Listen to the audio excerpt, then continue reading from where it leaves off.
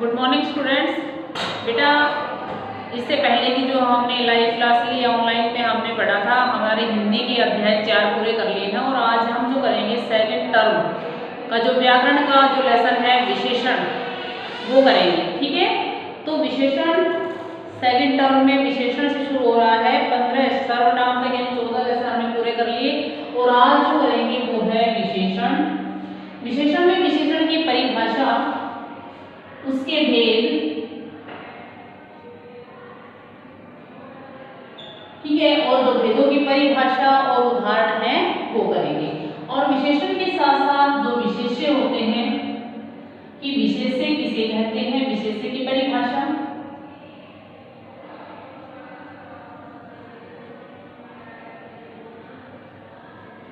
विशेष्य की परिभाषा, ठीक है, और उदाहरण।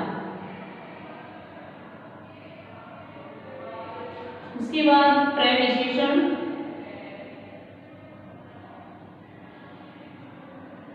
की भी परिभाषा और उदाहरण, ठीक है, और विशेषण की अवस्थाएं, विशेषण की अवस्थाएं,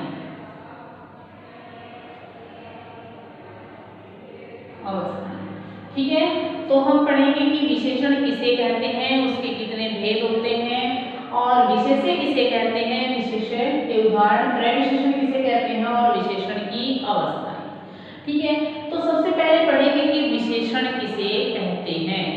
बेटा, विशेषण संख्या और सर्वनाम शब्दों की विशेषता बताने वाले शब्द,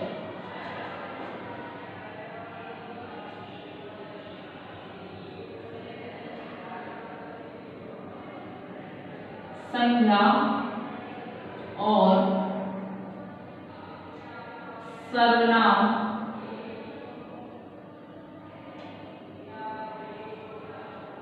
शब्दों की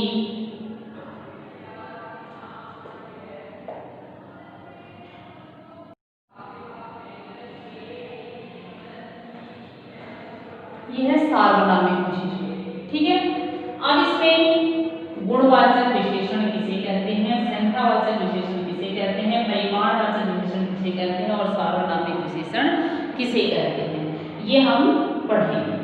तो गुणवाचक विशेषण के नाम से पता चल रहा है कि जब किसी व्यक्ति, वस्तु आदि के गुण, दोष, रंग, आकार, रूप, अवस्था आदि के बारे में बताया जाए तो उसे गुणवाचक विशेषण कहते हैं। गुणवाचक में जैसे वह, यानी कि वो अच्छा भी हो सकता है, बहुत जो भी उसके गुण दोष है वो बताए जा सकते हैं। काला, ईमानदार, बेईमान, दयालु, कृपालु, इस तरह के जो शब्द होंगे वो सभी गुणवाचक विशेषण में आते हैं। ठीक है, उसके बाद है संख्यावाचक विशेषण।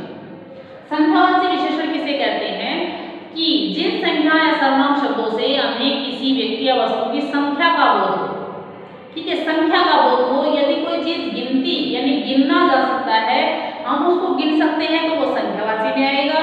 अगर वो परिमाणवाचक अवयव में रहेगा जिसमें हम गिनती नहीं कर सकते, उनका मापतोल हो सकता है। तो संख्यावाची के भी दो भेद होते हैं, निश्चित संख्यावाची, निश्चित संख्यावाचक विशेषण। ठीक है, निश्चित संख्यावाचक विशेषण और दूसरा होता है अनिश्चित, अनिश्चित संख्यावाची विशेषण। ठीक है, तो निश्चित संख्यावाची होता है, उसमें हमें निश्चित संख्या का बोध होता है कि पेड़ पर 2 चिड़िया बैठी हैं। मान लीजिए मेरे पास 2 पुस्तक हैं, तो हमें इस बात का पता है कि पेड़ पर कितनी चिड़िया बैठी है, वो निश्चित है, 2 बैठी है। मेरे पास 2 पुस्तक है तो वो भी निश्चित है, मेरे पास 2 पुस्तक है। यदि हमें इस बात का पता नहीं है कि संख्या कितनी है, किस चीज की कितनी संख्या है, पेड़ पर कुछ पक्षी बैठे हैं, मेरे पास कुछ पुस्तकें हैं, इस तरह के जो उदाहरण रहेंगे वो हमारे रहेंगे अनिश्चित संख्यावाचक के। जो हमें निश्चित पता नहीं है, उनकी संख्या का ज्ञान नहीं है, तो वहां अनिश्चित संख्यावाचक विशेषण होगा। ठीक है, तो ये समझ आ गया होगा आपको, निश्चित और अनिश्चित। अगला है परिमाणवाचक विशेषण। देखिए यहाँ संख्यावाचक विशेषण में और परिमाण में दोनों में कुछ का प्रयोग होता है, कुछ। इस तरह के शब्द सेम से हमें नजर आएंगे, लेकिन हमें अंतर पहचान कैसे करनी है उनकी।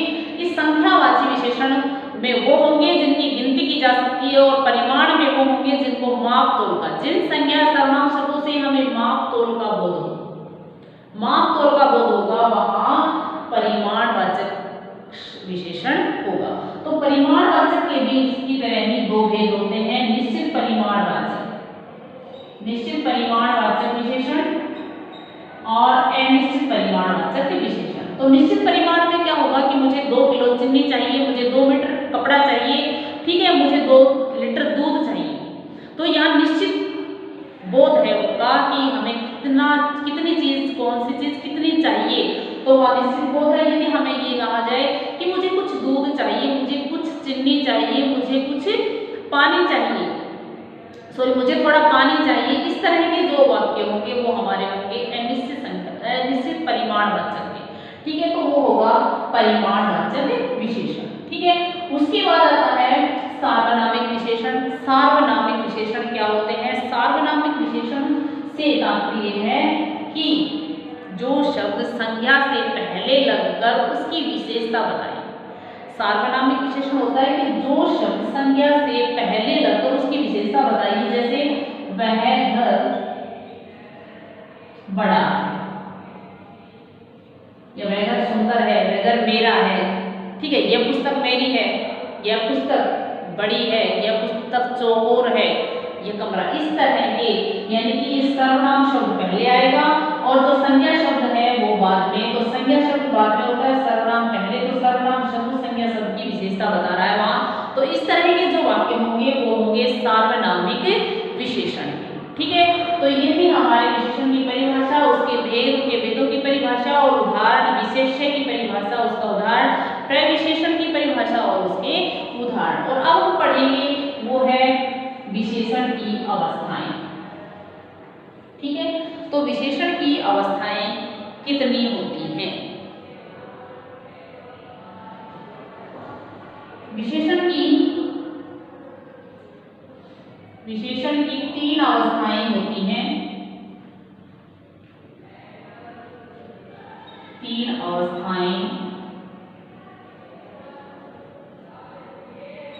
होती हैं। देखिए 3 अवस्थाएं कौन कौन सी होती हैं? पहली है मूलावस्था, दूसरी है उत्तरावस्था, और तीसरी है उत्तमावस्था। उत्तमावस्था, ठीक है बेटा। ये विशेषण की 3 विशेषताएं होती हैं, मूलावस्था, उत्तरावस्था और उत्तमावस्था।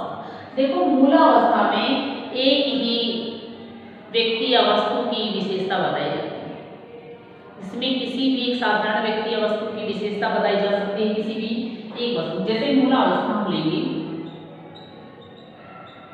मूलावस्था में होगा किसी एक व्यक्ति वस्तु की विशेषता में, जैसे वह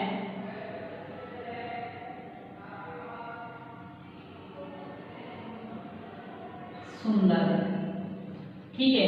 जैसे राधा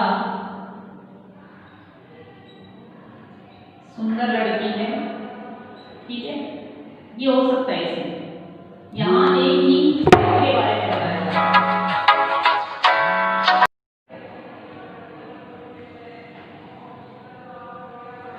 राधा सुंदर लड़की है, ठीक है। तो राधा है यहाँ एक, ठीक है, उसकी साधारण से उसकी विशेषता बताई गई कि वह सुंदर है। तो इस तरह के जो वाक्य होंगे कि मूलावस्था में सिर्फ एक व्यक्ति या वस्तु के बारे में ही बताया जाता है, ठीक है। उत्तरावस्था, उसी तरह उत्तरावस्था है, उत्तरावस्था में किन्हीं 2 व्यक्ति या वस्तुओं की तुलना की जाती है, किन्हीं 2 व्यक्ति या वस्तुओं की तुलना करके फिर उनको अच्छा या बुरा बताया जाता है। जैसे राधा गीता से सुंदर, ठीक है। तो ये देखो हमने यहाँ बताया राधा गीता से सुंदर, तो 2 की तुलना हो गई यहाँ, ठीक है। 2 की तुलना, 2 यहाँ 2 चीजों की भी, आपस में 2 वस्तुओं की भी तुलना की जा सकती है, ठीक है। तो यहाँ राधा गीता से सुंदर है, तो यहाँ 2, यानी राधा और गीता में तुलना की गई है कि राधा है वो गीता से सुंदर है, ठीक है। तो इस तरह के जो उदाहरण होंगे वो होंगे उत्तरावस्था। ठीक है, उत्तम अवस्था। तीसरी है उत्तमा। उत्तमा अवस्था में क्या होता है कि इसमें बहुत सी वस्तुओं में से, यानी कि बहुत से व्यक्तियों या वस्तुओं में से किसी एक को सर्वश्रेष्ठ बताना, सबसे अच्छा बताना, सबसे बुरा भी हो सकता है वहां पे, ठीक है। तो सबसे अच्छा या बुरा बताना वो उत्तम अवस्था में होता है। जैसे राधा कक्षा में सबसे होशियार या बुद्धिमती है, ठीक है, होशियार। तो यहाँ राधा कक्षा में सबसे होशियार राधा को बताया गया है। कक्षा में बहुत से विद्यार्थी होते हैं, ठीक है, तो वहां सबसे अच्छा किसको बताया गया, सबसे होशियार किसको बताया गया, राधा को। तो सबसे बहुत से व्यक्तियों वस्तुओं में से किसी एक को सर्वश्रेष्ठ बताना ही उत्तम अवस्था में होता है, ठीक है। उत्तम अवस्था जैसे ये होती है डिग्री, जैसे आप इंग्लिश में पढ़ते हो ना, पॉजिटिव, कंपैरेटिव और सुपरलेटिव, उसी तरह हिंदी में ये डिग्री को हम अवस्थाएं बोल रहे हैं। तो ये जो अवस्थाएं होती है इनको बदलना कैसे होता है, जैसे मूलावस्था है वो उत्तरावस्था में बदलना, उत्तरा को उत्तमा में बदलना, वो कैसे बदला जाता है, जैसे मूलावस्था में सुंदर शब्द है वही उत्तरावस्था में बदलने की सुंदरतर हो जाता है, ठीक है, और वही उत्तम अवस्था बदलने के लिए सुंदरतम हो जाता है, सुंदरतम हो जाता है। उसी तरह ही और भी ले लें, जैसे निम्न है, ये मूलावस्था का होगा निम्नतर, उत्तरावस्था का हो गया, और उत्तमावस्था में निम्नतम हो गया, निम्नतम हो गया। तो ये इस तरह के सारे उदाहरण हैं। तो ये हमारा जो हिंदी का अध्याय था विशेषण 15वां जो अध्याय था ये पूरा हो चुका है, और इसके जो प्रश्न उत्तर हैं और इसका बुक वर्क है वो आप अपने SDSS ऐप पर देकर पूरा करें और वीडियो को ध्यान से देखें। तो बेटा आज की ये क्लास हमारी यहीं समाप्त होती है। धन्यवाद।